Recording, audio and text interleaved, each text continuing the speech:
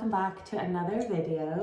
We've said now a couple of times that we are going to film a video about how we chose our sperm. So we thought we would sit down today with some tea and describe a little bit about how we chose our donor. If you're watching this and you're thinking about choosing a sperm donor, we're based in Scotland, so this is UK laws and legislations that we're discussing, and I think we're going to give as much detail as we can without anything kind of identifiable. Yeah. Would that be fair to say? Yeah, definitely. We've made a few notes because me particularly, I was going to say we tend to be a bit rambly, but I tend to be a bit rambly. I saw that, and we thought we would just try and keep this video informative. If you were thinking about the process, for us, when we started to look at this, we were not necessarily in a hurry, but we attended our consent appointment and they asked us, oh, do we not have your sperm? Like as if we were meant to already have it there, and we had no idea at that stage that we should have done that.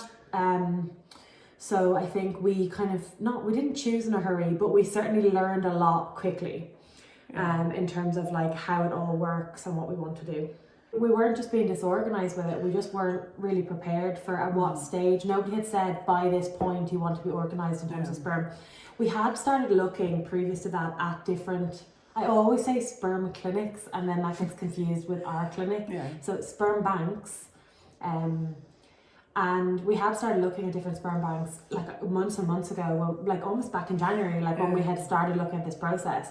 But at the time, you have to pay for lots of features and they lasted a month or 3 months, and we didn't want to pay for it until we thought, we're actually going to use it to choose, because also we realised really quickly looking at them that they sell out very quickly. And we didn't want to find one that was that perfect. We loved. Because we were months too early away to do anything with, so So the reason that we're kind of saying this is that we did learn a lot very short time, because from when they told us you need to have sperm to when we had sperm on the way, there was probably about less than 2 weeks, I would say.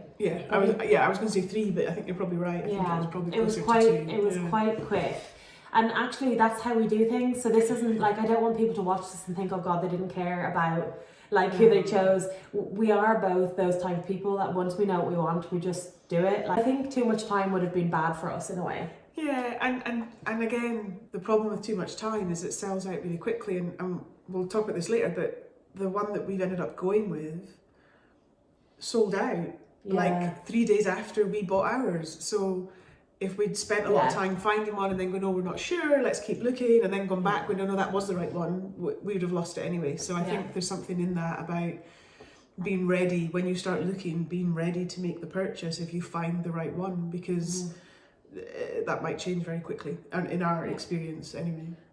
So we started off by choosing a sperm bank, and I think that this was fairly straightforward for us because our clinic recommended a couple, their own, the European sperm bank, and then one in Denmark. When we looked into it, they have a good relationship with the European sperm bank, so we started there thinking, our clinic is linked with them. We found there wasn't a lot of options on there. We just didn't take to it, if we're honest. We spent a couple of days looking through it. The options that were on there, I don't know how to describe it. So essentially, if we're honest, so we wanted to choose somebody, what we were looking for is that we wanted to choose somebody with features similar to Sheila, because obviously we're using my eggs, so they're already going to have half of my genetics. So we wanted, obviously we're light and dark, but actually I've got dark hair and we do have similar features, but we did want to choose somebody that might be a little bit like Sheila. So when we started looking through the European sperm bank, in terms of people with dark hair and with, I don't know what we called your skin, olive skin, or kind of skin that tans easily or something, I can't remember how they categorize it. And there was 2 options really, if we're honest. It was tough. There wasn't a lot. So I think after that we were a bit kind of skeptical of that, and those 2 options had stayed on for quite a long time, and it wasn't that there was anything wrong with them, we just didn't take to them. So we were like, okay, we need more choices. We started looking into clinics in Denmark, because there are a number of clinics in Denmark, and we found a clinic that we liked, And I think the reason that we liked it was, again, because when we put in the same features, we actually got quite a lot of options. But also you can pay to have adult photos. So that was really, we didn't know that was going to be an option when we started looking. No, we thought it was just baby photos. And it kind of freaked me out because, so in some of the American clinics, you don't have to pay to see adult photos, but it's really, really hard to ship sperm from America to the UK. So initially we found one we liked in an American clinic, because you can see adult photos for free there. And it gave me a bit of a fright when you look at the baby photos and you think, oh yeah, like they have the features that we want, or, you know, there's something about them that feels familiar. It's hard to describe what we're looking for, but there's just a certain sort of felt sense. Yeah, the feeling of it, isn't it? Yeah. But when you look at their adult photos, you're like, oh, they're totally different than what I thought. Like, things obviously change from when you're an infant to an adult. And you expect some of that, but some of the changes, you really wouldn't have thought they were the same person. And that was kind of where we kind of went, oh, okay. It gave us a bit of a fright, I think, because like obviously when you pick sperm from and you're looking at a baby picture, you have an image in your head of what your baby might look like. And you think about them as an adult and you think how they might be. And then when you look at the adult photo and it's so jarring with that, it gives you a bit of a fright. So we, after that experience, we were a bit kind of, not necessarily determined, but we would prefer to see one that we can also see adult photos. So we paid for that through through the bank that we liked, that had lots of options. And when we did the similar search, you know, with the features we liked and the adult photos available, there was lots of options. Which was nice. It was nice because it meant we could read lots of profiles. So at that point, the profiles, by the way, just were so much more detailed than I expected, and than what we'd seen in some of the other banks. So, you know, it wasn't just a very brief kind of outline. There was, you know, a real detailed history. They'd ask them lots of questions about their personality and what's your favourite memory and, you know, things like that were a little bit unusual, but it gave you a real sense of who the person was, which I really, really liked. And they also had like psychological profiling, is that what you call it? I don't know if that's, or testing. Or... Profiling, like you could see, you know, their empathy and adaptability and kind of, I guess, what you would consider personality traits. I think I definitely sit more on the side of nurture over nature in regards to personality. But I do understand that obviously genetics have a role to play. So we wanted to pick somebody good. I suppose one thing we missed in all of this is the reason that for us it was really important to find not just somebody with the right features, but somebody that seemed to be effectively a good guy, a nice human being, is because in the UK, at the age of 18, any child born through kind of IVF and donation can request the details of the donor and can make contact with them, and the donors have to sign up for that being okay when they make the donation. So at the end of the day, when our child turns 18, if we're lucky, when our child turns 18, they might want to go and meet this person. So we felt a real responsibility that we haven't picked somebody that we wouldn't want in their lives. And yes, you know, 18 years, and let's face it, it's more likely like 20 years. Anybody, their personality and who they are today may well be different. You know, life changes people and things happen, but we had to do the best, the very best that we could do today, that if our child chooses to do that, they're going off there to meet a nice human being. That was really important. The best we can, the best we can with that. The other thing that we had to think of was they had to have not only available sperm, so they call it straws of sperm, so there's so many straws that they have available, and there's different motility levels, which I'm sure we will talk about. But they have to have available pregnancy slots. So the laws state that each donor can only donate to 10 families in the UK. So if we bought a pregnancy slot, so they charge you for that as well. Obviously. Which we found out once we started this process. So you don't think about all that when you think about IVF. Like, you have to pay for the straws, you have to pay for the shipping, you have to pay for the storage, you have to pay for a pregnancy slot. So there's lots of things to think about in finances, and we might look at finances in another stage. But we did have to think about the pregnancy slot. And when we bought a pregnancy slot, that means that we can then buy as much sperm as we want for our slot until it runs out. And maybe they'll go and donate more, or maybe they won't. But if all the 10 slots are gone, that sperm that's left over, even if it's not used by any of those families, nobody else can access it. In the UK. In the UK. Yeah. And that's mostly because obviously the UK isn't that big of a place, and they want to limit the likelihood of our child meeting one of its half siblings somewhere and potentially having a relationship with them, or not knowing, or the kind of dangers that come with that. So essentially we picked our clinic, our sperm bank first, because we knew what options we had. Then we narrowed it down based on physical features, and then once we had a short list of kind of people that fit the bill, people with available pregnancy slots, with available straws of sperm, who kind of matched our features, it wasn't a long list. There was less than 5, I would say. Yeah, there might have been more than that, but then there was some that we dismissed for kind of, I don't know, like just there is something about the way you feel about them, and you can read a bit and think, It's funny, isn't it? It's we've laughed about this. It's kind of like a dating website. Yeah. So it is like, if you imagine going onto a dating website and how you would narrow that down, you would read somebody's profile and either they sit right with you or they don't, and you'll either like swipe left, swipe right kind of thing. Like it's, you have that instant reaction to, is that somebody that I think I would like in my life? And that's a similar thing, because we're thinking about people that would be okay for our child's life. So there is some that we instantly said no to for no reason other than they didn't sit with us. Yeah. And that was more off the immediate blurb. And then once we had a sort of a short list of maybe between 5 and 10, I'm not sure how many there were, we then like in depth read their profiles and like really tried to imagine what it would be like for our child to meet this person in 18 years.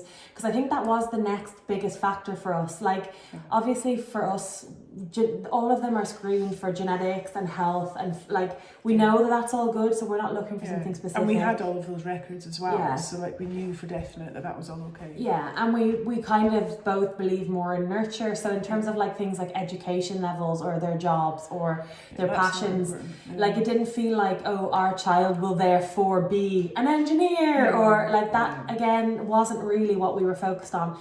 It mostly was, would we like this person in our lives? Do we feel like this person would be responsible for our child? Because I think that there's every chance they would want to meet them, and I think we're both pretty open to that. We don't have any, like, obviously it's an anxiety thing, because what would they be like and what, but God, everything for the next 18 years is going to be an anxiety thing. But we're both open to that. So one of the things that they had was letters. So they had each written a letter. I don't know what they were told to write about, but because they all varied quite a lot. I don't know if they were given quite a wide scope. Some of them wrote letters to us as the prospective parents.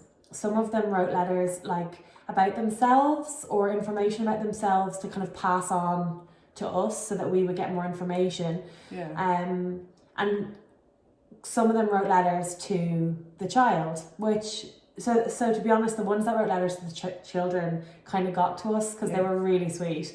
Some of the letters about themselves put us off them, because there was some really like, I have superior sperm and it would be my gift to the world to share this. My genetics are the best. My genetics are, I will create exemplary humans and I would love to give you this gift. And we were just like, okay.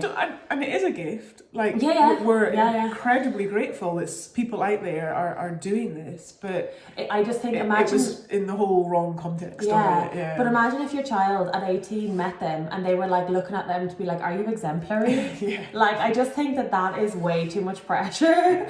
And also for me, I wanted somebody who donated because they want us to have a family, they want the children to be in the world, they care about the child and how they turn out, rather than a kind of, I'm doing it because my genetics are great, like about that person. I wanted to be about not necessarily us, but something other than them. No, they just saw it as something I can do to help people who are unable to have a family. Like, we think family is important and we'd like you to have a family. Like that concept is really the ones that got us, you know, that feeling of it. Yeah.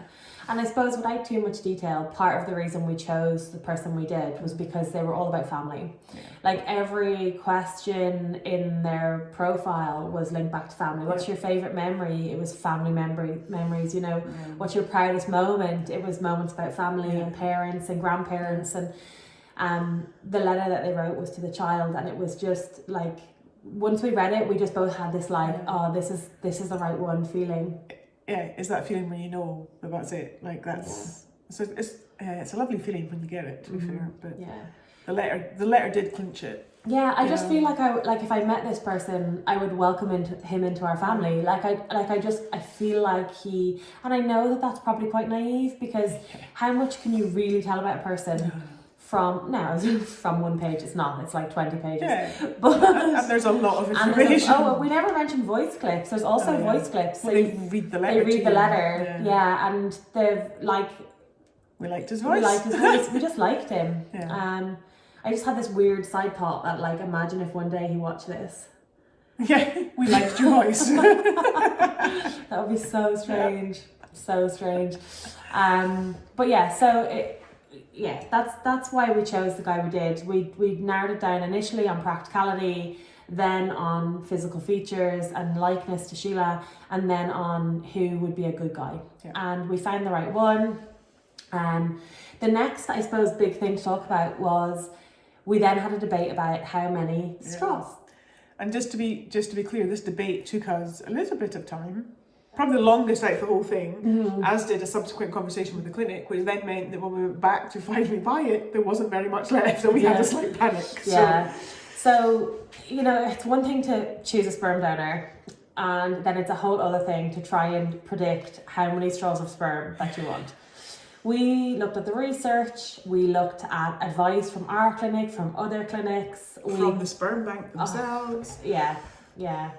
Everywhere, and nowhere was consistent, because nobody can actually tell you. That's the whole point. Like, we don't have a crystal ball. We don't actually know how like it's going to turn out. What we ended up doing was, we got lots of advice. We spoke to a family friend who had gone through similar, asked them their advice. She was lovely. We just kind of spoke to people, spent some time thinking about it.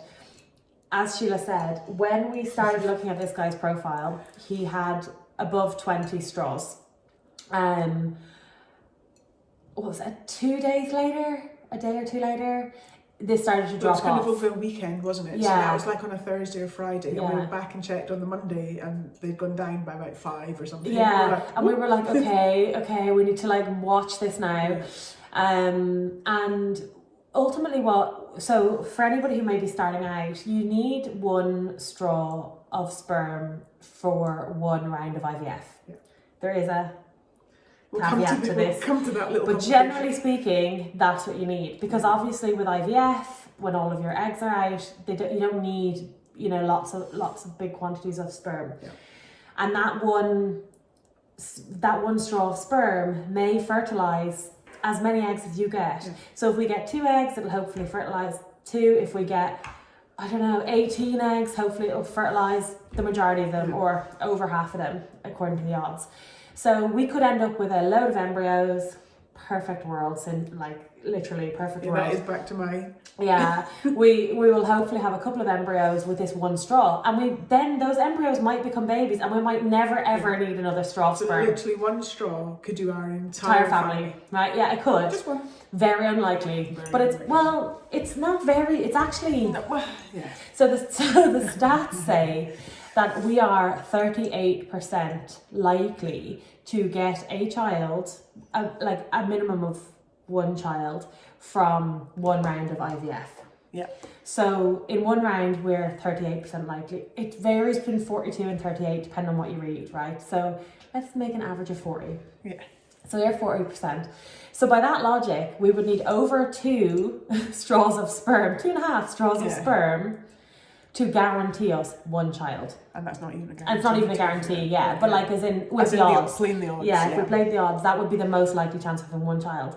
So we're already talking about 2 full rounds of IVF. So say the first round being you know, going through stimulation, downregulation, stimulation, egg collection, fertilization, growing to day 5, seeing that we have 3 embryos, putting all 3 in, none of them working, starting again. Yeah. So we're talking about a full round of IVF. So that would take 2.5 straws for one child.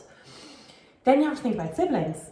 Yeah. Because, as we said, the sperm is running out, the clock is ticking, and ultimately, if we want siblings to be genetically matched to each other, then we need the same sperm donor. Yeah. And just to clarify, our perfect world scenario would be that this time round we use Jess's eggs and I carry, and then we'd like to at least have one more child with Jess carrying. Yeah. So that is our plan. So all of the babies that we potentially will manage to have will all have Jess's eggs. Yeah. But the point being, we would also like them all to share the same sperm, donated sperm.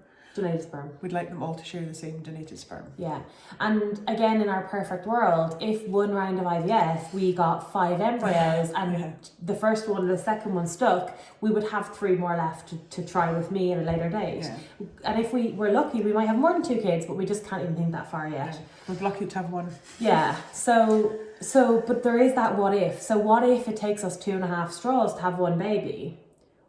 Yeah. 1, are we going to want to have another one if it's taken that long and that much work and hormones? That kind of and process. 2, if we still do want to have another one and we then go to look at the sperm and it's all gone, now we're talking about starting all over again with like finding a sperm donor and everything. And then also you're talking about introducing potentially a second man into your family when your child turns 18. Which we really don't want so to we do. preferred the idea of like having the same sperm donor for all in a perfect world. There's lots of perfect world That would be things. perfect world, but we had to plan on something. Yeah. So we planned on, we would like to try and have 2 children. We planned on the assumption that we won't get more than 1 child from 1 round of IVF. Yeah. You know, and so trying to build up a number, because at one point we ended up saying, we need about 8 straws. And that kind of broke the bank as well. Yeah, they're expensive, really expensive. So we had to rethink that and say, okay, like what's realistic? What's a number that gives us a little bit of safety, but also isn't like over the top. Yeah, it's mental. Yeah, and that's a hard balance to find. Really difficult, because we swithered and swithered and swithered. Yeah, there was days we were like, we'll just buy 2, I can't. And then there was other days we were like 8, we need 8, at least 8. So we did have like a lot of ups and downs. I think in the end we chose 5. Yeah. Which was a lot of money. Yeah. The other thing that some clinics do, which I think is worth mentioning, is so obviously when you buy your sperm, not clinics, donor banks, sperm banks. Good grief. Some sperm banks will, so some of them will just ship your sperm. So if you buy 3 straws, they'll ship it to wherever your clinic is. Others will store it at the clinic and then you can just ship them as you need them. We were like confused by this initially, like why would we not just ship them all? Now we're paying 2 storage fees. But the benefit of paying 2 storage fees is that whatever you leave behind in the clinic, so it never left the clinic, it was always the bank, whatever you left in the bank, if you don't use, so say we've got 5 and we ship 2 to our clinic, we still have 3. Just to clarify, just to get our language right here, just so it's not confusing, we haven't bought 5. We've bought 2 and reserved. No, we've bought all 5. We paid for all 5. Classed as a reservation. We had the option to tick for buy or reserve, and we've ticked reserve, which is why this works. Okay.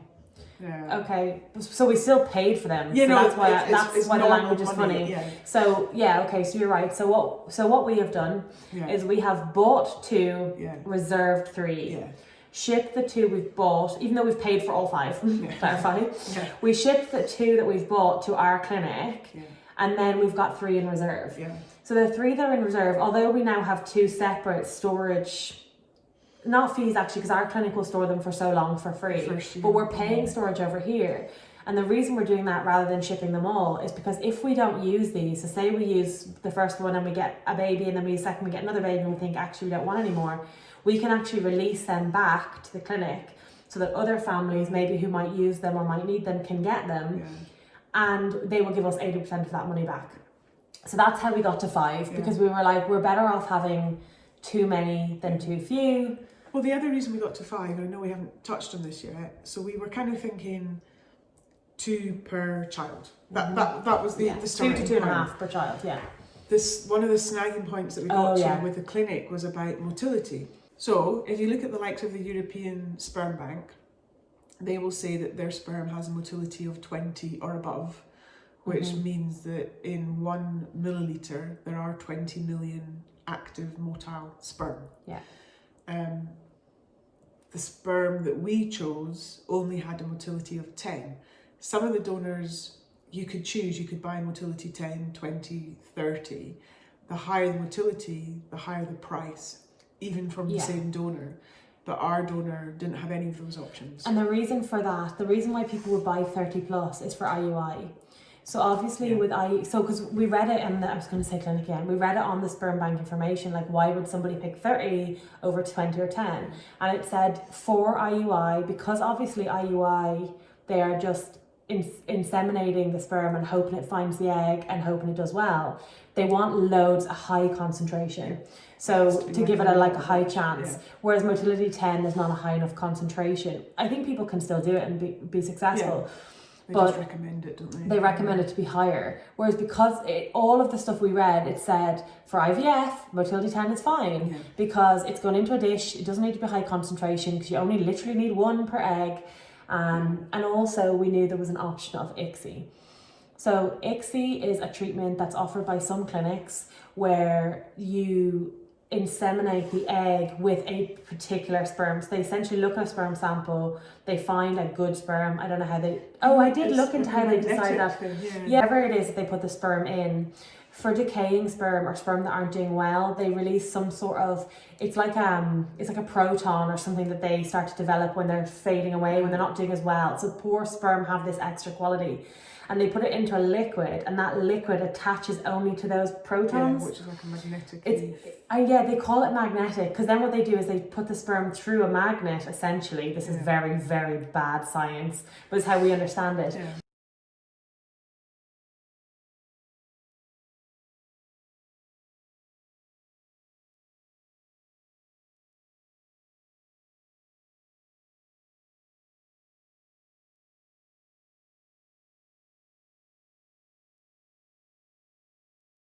Whatever way they pick a good sperm, the process of ICSI is that they pick a good one and they inject it right into the egg. So we were thinking motility 10, all the research says it's fine. You know, we've got this option of ICSI if we need it. We really like this donor. It costs less money to buy motility 10. We really, it all pointed yes. To kind of also caveat this, we had phoned the clinic multiple times to ask for advice about this, but they were just mobbed. And by the time they came back to us, we had panic bought 5 straws. And hoped for the best. And then when she rang us, she was like, no, we don't like to use motility 10. Which was against everything that we had read. And her viewpoint was just that it's risky, you know, based on Jess's ovarian reserve, they are expecting a reasonable quantity of eggs and they don't want to be in a position where they're able to... Well, it's not enough. Yeah, they harvest a load of eggs and actually there's not enough sperm and they can't fertilise them all. That was her kind of viewpoint, if you like. Yeah, she gave us our options. The first option was that we change our sperm donor. The second option was that we pay for ICSI. And then the third option was that we give them 2 straws. So they thaw both for the first cycle. Yeah, so we would give them 2 straws per 1 cycle. They would obviously thaw both of those straws. Then they would essentially have motility 20. So for us, because of the cost of the straws, it actually works out cheaper to pay for ICSI. And there's lots of increased, there's some increased chances of fertilization and embryos making it to day 5 with ICSI. I think it's limited research and it's all very convoluted, but there was enough to make us happy that we would do that. Yeah.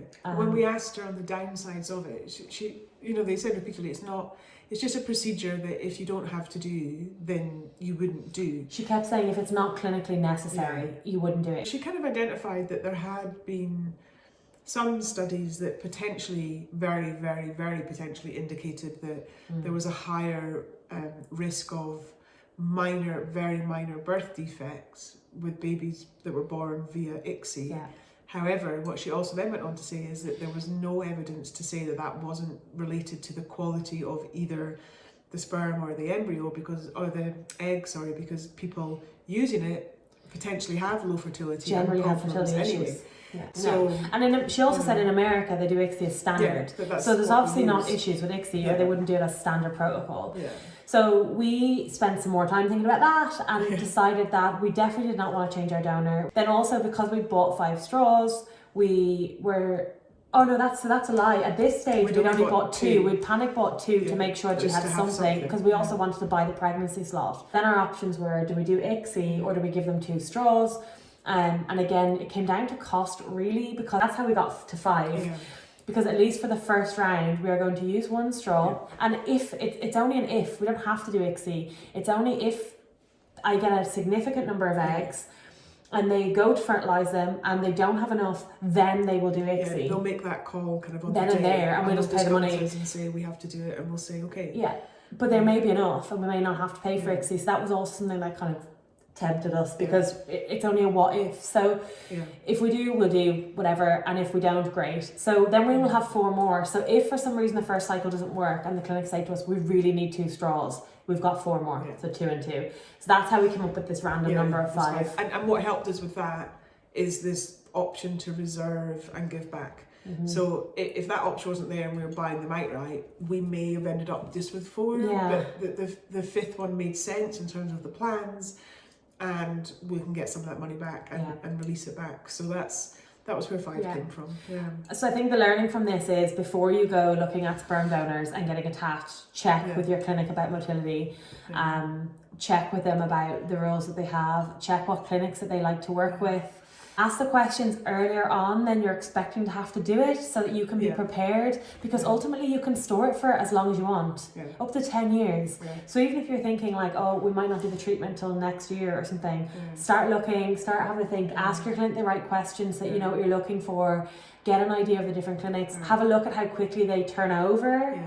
And I think we've been asked loads of questions about it all, but I think the other question we get asked actually all the time is, does the sperm donor find out if he's made a baby?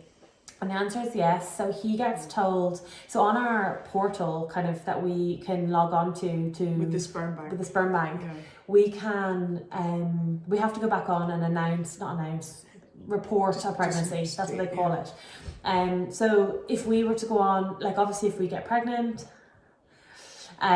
we go back on there and we report a pregnancy, and he gets told the year and the gender of the any children born from his sperm. So not anything more specific than that. Like he will literally be told 2021 boy. There you go. That's my prediction. Apparently. In 2021. Well, we better get moving. Hopefully. Possibly. Yeah, so he gets told that much information. So obviously he can then keep track of how many kids are in the world that have his genetics. So that's the other question I think we get asked. Will our child know? Will he know? How do we feel about them meeting him, which we feel pretty okay with. If they want to. Because we're going to be really open with all of this process. We have to be, right? They're going to work that out at some point, that there's somebody else involved. So that will be very open, and therefore they'll have those options. And we have the information if they want to just read a little bit but not want to make the contact, or they can make the contact. We'll see. So I think that is everything for now.